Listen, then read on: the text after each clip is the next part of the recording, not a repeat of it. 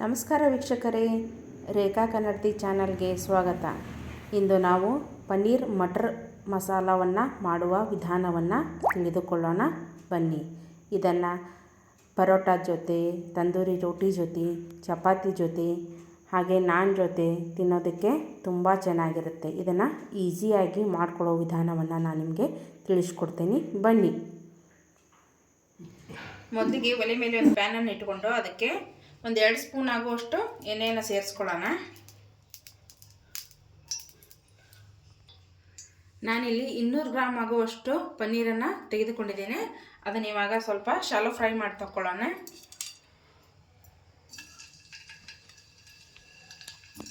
ಒಂದು ಸ್ವಲ್ಪ ಉಪ್ಪನ್ನು ಸೇರಿಸ್ಕೊಳ್ತಾ ಇದ್ದೀನಿ.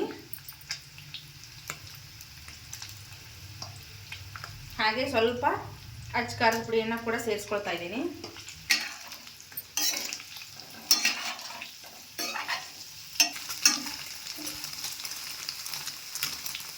ಇಷ್ಟು ಫ್ರೈ ಮಾಡಿಕೊಂಡ್ರೆ ಸಾಕು. ಇವಾಗ ಒಂದು ಪ್ಲೇಟಿಗೆ ಎತ್ತಿಟ್ಕೊಂಡ್ಬಿಡೋಣ. ಅದೇ ಒಂದು ಪ್ಯಾನನ್ನು ಇಟ್ಕೊಂಡು ಒಂದು 2 ಪಲಾವ್ ಎಲೆಯನ್ನು ಸೇರಿಸ್ಕೊಳ್ತಾ ಇದ್ದೀನಿ.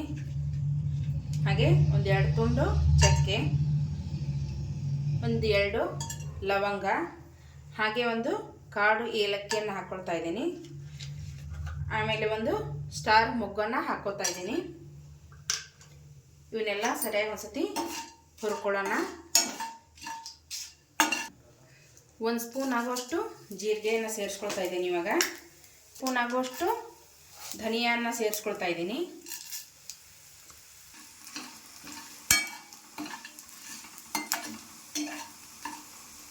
ಇವಾಗ ಕಟ್ ಮಾಡಿರುವಂತಹ ಒಂದು 2 ಈರುಳ್ಳಿ ಹಾಗೆ 2 ಟೊಮೆಟೊನ ಸೇರಿಸ್ಕೊಳ್ತಾ ಇದ್ದೀನಿ.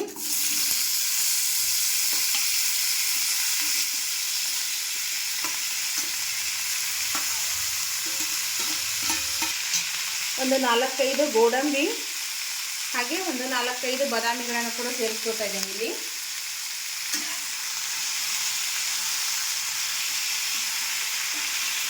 ಸ್ವಲ್ಪ ಸಾಫ್ಟ್ ಆಗೋವರೆಗೂ ಹುರಿರಿ. ಸ್ವಲ್ಪ ಸಾಫ್ಟ್ ಆಗ್ತಿದ್ದಾಗೆ ಸ್ವಲ್ಪ ನೀರನ್ನು ಹಾಕಿ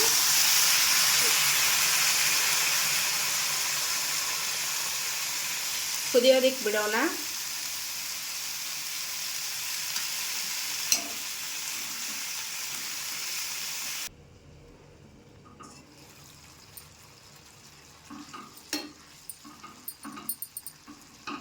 ಟೊಮೆಟೊ ಹಾಗೆ ಈರುಳ್ಳಿ ಸಾಫ್ಟ್ ಆಗಿವೆ. ಇದನ್ನು ಆಫ್ ಮಾಡಿ ತಣ್ಣಗಾಗೋಕೆ ಬಿಟ್ಟು ಆಮೇಲೆ ಮಿಕ್ಸಿ ಮಾಡ್ಕೊಳ್ಳೋಣ.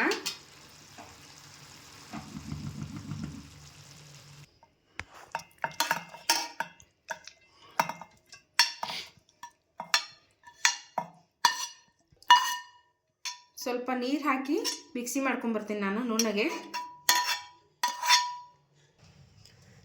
ಒಲೆ ಮೇಲೆ ಒಂದು ಪಾತ್ರೆಯನ್ನು ಇಟ್ಕೊಂಡು ಅದಕ್ಕೆ ಒಂದು 2 ಸ್ಪೂನ್ ಆಗೋಷ್ಟು ಎಣ್ಣೆಯನ್ನು ಸೇರಿಸ್ಕೊಳ್ತಾ ಇದ್ದೀನಿ.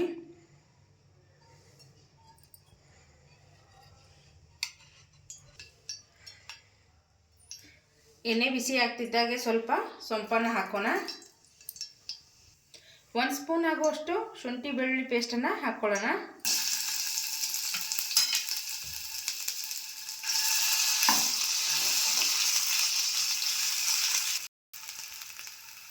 ಒಂದು ಚಿಟಿಕೆ ಅರಿಶಿನವನ್ನು ಸೇರಿಸ್ಕೊಳ್ಳೋಣ. ಹಾಗೆ ಒಂದು 2 ಸ್ಪೂನ್ ಆಗುವಷ್ಟು ಅಚ್ಚ ಖಾರದ ಪುಡಿಯನ್ನು ಸೇರಿಸ್ಕೊಳ್ಳೋಣ. ಆಗಲೇ ಮಿಕ್ಸಿ ಮಾಡ್ಕೊಂಡ್ಬಂದಂತಹ ಪೇಸ್ಟನ್ನು ಹಾಕೋಣ.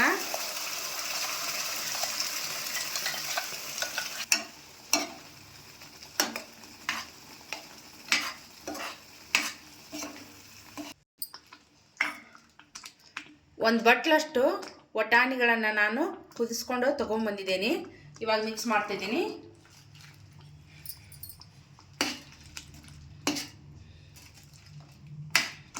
ಸ್ವಲ್ಪ ರುಚಿಗೆ ತಕ್ಕಷ್ಟು ಉಪ್ಪನ್ನು ಸೇರಿಸ್ಕೊಳ್ಳೋಣ. ಈ ಹಂತದಲ್ಲಿ ಒಂದು 2 ನಿಮಿಷ ಕುದೀಲಿದೆ. ಇವಾಗ ಪನ್ನೀರನ್ನು ಸೇರಿಸ್ಕೊಳ್ಳೋಣ.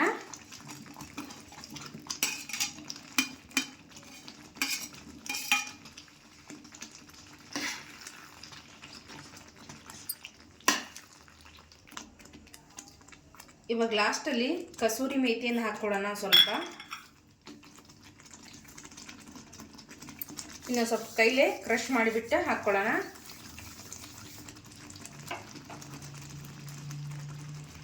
ಹಾಗೆ ಸ್ವಲ್ಪ ಕೊತ್ತಂಬರಿ ಸೊಪ್ಪನ್ನು ಹಾಕ್ಕೊಳ್ಳೋಣ.